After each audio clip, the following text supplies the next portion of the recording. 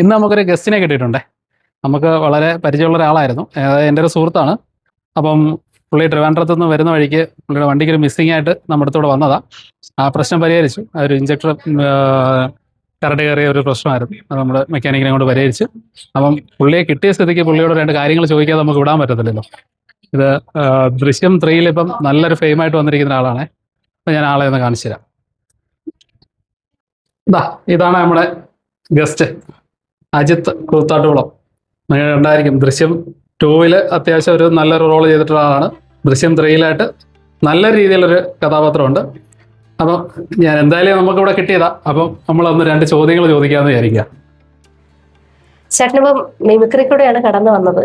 ഒന്ന് ദൃശ്യം 2 നല്ലൊരു വേഷം ഉണ്ടായിരുന്നു. ദൃശ്യം 3 അതിലും മികച്ച ഒരു വേഷത്തിലേക്കാണ് വന്നത്. എങ്ങനെയാണ് ഇതിലേക്കുള്ള ഒരു യാത്ര?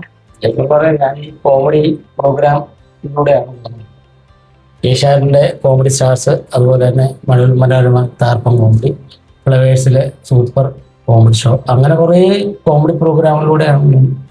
അങ്ങനെ ലാസ്റ്റ് മനോരമയിലെ തകർപ്പൻ കോമഡി എന്ന പ്രോഗ്രാം ചെയ്ത് ഇരിക്കുന്ന സമയത്താണ് ഒരു ഫോൺ വരും. ഞാൻ അധികം വേണ്ടാത്ത നമ്പർ, നമ്മൾ സേവ് ചെയ്തിട്ടില്ലാത്ത നമ്പർ. ഞാൻ ജിത്തു ജോസഫ് വന്നു. അറിയാതെ എഴുന്നേറ്റ് മുണ്ടം കഴിച്ചിട്ട്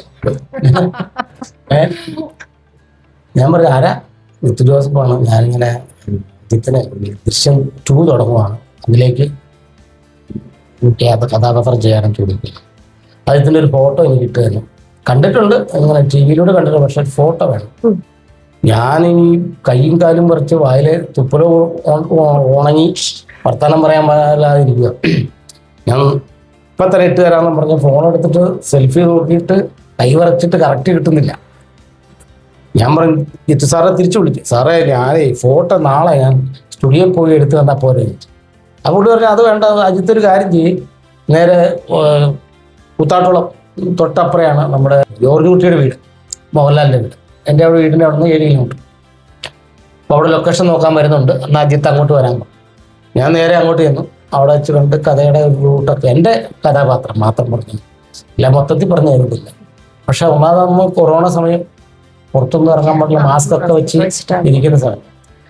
അങ്ങനെ ഞാൻ ടെസ്റ്റൊക്കെ ചെയ്ത്, പിന്നെ കൊറോണ ടെസ്റ്റും ചെയ്ത് നെഗറ്റീവായിട്ട് ചെന്ന് കയറി കൊടുത്തു.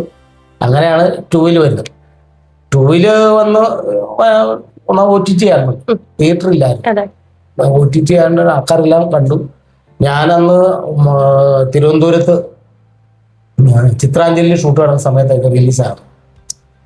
എനിക്ക് കാണാൻ പറ്റിയില്ല. ഒന്നാമത് നമ്മുടെ ഇതിലൊന്നും സെറ്റ് ചെയ്ത് നോക്കാൻ അറിയത്തില്ല OTT. പിറ്റേ ദിവസം ഷൂട്ട് കഴിഞ്ഞ് ഞാൻ നേരെ നാട്ടിൽ ചെന്ന് എൻ്റെ കൂട്ടുകാരന്മാർ ഒരു വർഷോപ്പുണ്ട്, അവിടെ ഏബിള്, അങ്ങനെ കുറേ ഷാജി, അങ്ങനെയുള്ളൊരു വർഷോപ്പുണ്ട്, വലിയൊരു വർഷം. അതിന് അടിനിലയിലാണ് വലിയ സ്ക്രീൻ വെച്ചിട്ട് പ്രൊജക്ടറിൽ നമ്മൾ സിനിമ കാണുന്ന പോലെ നല്ല സുഖമായിട്ടിരുന്നു മൊത്തം പടങ്ങൾ. അങ്ങനെയാണ് നമ്മൾ സിനിമ കാണുന്നത്. പക്ഷെ അത് വൻ ജീവമായിരുന്നു. അത് കഴിഞ്ഞിട്ട് പിന്നെ 2 3 ഉണ്ടാവും എന്നുള്ള ധാരണ എനിക്കില്ലായിരുന്നു. 3 ആയിരത്തിന് എന്നെ വിളിച്ചു. 3 ഞാൻ ഈ കഴിഞ്ഞ ദിവസം കണ്ടു, ഉഗ്രനായിരുന്നു. ക്ലൈമാക്സ് ഒക്കെ നല്ലതായിരുന്നു. എൻ്റെ കഥയൊന്നും പറയുന്നില്ല, കാരണം കാണാനുള്ളൊരു ഇഷ്ടം പോലെ ഉണ്ട്. അതിലേക്ക് വന്നു. അങ്ങനെയാണ് ഞാൻ ഫീൽഡിലേക്ക് വന്നത്. ദൃശ്യം 3 ഇപ്പം അടിപൊളിയായിട്ട് വെക്കൊണ്ടിരിക്കുകയാണ്. ഇപ്പൊ അടുത്തൊരു ഭാഗം കൂടെ പ്രതീക്ഷിക്കാമോ? 4 ഉണ്ടെന്ന് പറയുന്നു. അന്ന് ഈ 3യുടെ ലോഞ്ച് സമയത്ത് ആന്റണി ചേട്ടൻ പറഞ്ഞിട്ടുണ്ട്, ആന്റണി സാർ പിന്നീട് വരുമ്പോൾ അവർ പറഞ്ഞിട്ടുണ്ട്, ഇത് കഴിഞ്ഞാൽ നമുക്ക് 4 തുടങ്ങണം എന്ന്. സാറ് പറഞ്ഞു, മനുഷ്യനെ വെറുതെ ഇരിക്കാനും സമ്മതിക്കുകയല്ലേ എന്ന് പറഞ്ഞിട്ടുണ്ട്. ചിലപ്പോൾ കാണും, ചിലപ്പോൾ കാണില്ല. 4 ചിലപ്പോൾ ഞാൻ ഉണ്ടാകണമെന്നില്ല, അറിയത്തില്ല. ഉണ്ടാകട്ടെ എന്ന് പ്രാർത്ഥിക്കുന്നു. പിന്നെ ഇതുകൊണ്ട് നമുക്ക് 3 കൊണ്ട് കൂടുതൽ വർക്കുകൾ കിട്ടാൻ സാധ്യതയുണ്ടെന്ന്. പ്രോഗ്രാമൊക്കെ ഞാൻ സ്റ്റേജ് പ്രോഗ്രാമിന് പോകുന്നുണ്ട്. പ്രോഗ്രാമൊക്കെ പൊതുവെ കുറവാണ്. ഇതിലൂടെ കുറെ പ്രോഗ്രാം കിട്ടും, അതൊക്കെ ഉള്ളൊരു സമാധാനം. പിന്നെ പുതിയ വേഷങ്ങളൊക്കെ വരുമെന്ന് പ്രതീക്ഷിക്കുന്നു. പിന്നെ വരണം, അതിനുവേണ്ടി തന്നെയാണല്ലോ ഇരിക്കുന്നത്. എങ്ങനെ കൂടുതൽ കോമഡി ക്യാരക്ടേഴ്സ് തന്നെയാണോ മുമ്പോട്ട് പ്രതീക്ഷിക്കുന്നത്? അല്ല, ഞാനിപ്പോൾ ചെയ്തേക്കുന്നത് ഇന്ന് ഞാൻ പറയില്ല, ഇന്നിപ്പോ 22, ഇന്നൊരു പടം എൻ്റെ റിലീസാണ്. ആണോ? ആ ഏതാ? തിരക്കരടിയിൽ അല്പം നേരം എന്ന് പറഞ്ഞിട്ട് ഒരു പടം ഇന്ന് റിലീസാണ്. ഓക്കെ. ഏതാണ്ട് 30 തിയേറ്ററിലോട്ട് റിലീസ്, കുട്ടികളുടെ സിനിമ. കുട്ടികൾക്ക് വേണ്ടി. അപ്പൊ അത് ബാക്കി 15 തിയേറ്ററോടെ ഉണ്ട്. അത് വേറെ ഉത്സാഹത്തേനാണ്. അങ്ങനെ സ്കൂളുകളിലൊക്കെ കാണിക്കുന്ന ടൈപ്പ് ഇങ്ങനെ കുട്ടികൾക്ക് വേണ്ടിയിട്ടോ? വേണ്ടിയിട്ടുണ്ട്.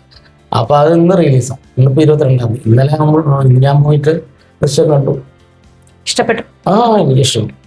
പ്രേക്ഷകർക്ക് ഇഷ്ടപ്പെടും തന്നെയാണ് തീരും പ്രതീക്ഷ. പ്രേക്ഷകരൊക്കെ ഇഷ്ടപ്പെട്ടല്ലോ. കാരണം ഇത് 300 കോടി ക്ലബിൽ കയറും എന്നുള്ള കാര്യം ഉറപ്പല്ലേ. അപ്പൊ ഇഷ്ടപ്പെടും. കാരണം ഈ 7 ദിവസത്തേന് ടിക്കറ്റ് കിട്ടാനില്ല. അപ്പോൾ ഇങ്ങനെ കുറെ പടങ്ങൾ വരും. ഇനിയിപ്പോൾ അടുത്ത പടം കിട്ടണം എന്നാണ് എൻ്റെ പ്രാർത്ഥന. പ്രാർത്ഥനയിൽ ഞങ്ങളുടെ പ്രാർത്ഥന ഉൾപ്പെടുന്നു. ഓക്കെ. ഒരുപാട് ചിത്രങ്ങളൊക്കെ കിട്ടട്ടെ, നല്ല നിലയിലേക്ക് വരട്ടെ. അതൊക്കെ പോട്ടെ, വണ്ടി ശരിയായോ? വണ്ടിയൊക്കെ ശരിയായി. അടിപൊളി സർവീസ് ആയിരുന്നു. നല്ല സർവീസാണ്. ഇനിയുള്ള വണ്ടികളും കൂടെ ഇങ്ങോട്ടേക്ക് വരണം എന്നുള്ളത് അത് കൂടെ നൈസായിട്ട് ഒന്ന് പ്രൊമോഷൻ. ഇതെല്ലാം ഈ കേരളത്തിന്റെ അങ്ങേറ്റം വരെ ഇതിനെ പറ്റി അറിയാം. വണ്ടികളൊക്കെ ഇഷ്ടം പോലെ വരും. നല്ല സർവീസ് ആണ്. സാറ്റിസ്ഫൈഡ് ആണ്. സാറ്റിസ്ഫൈഡ് ആണ്.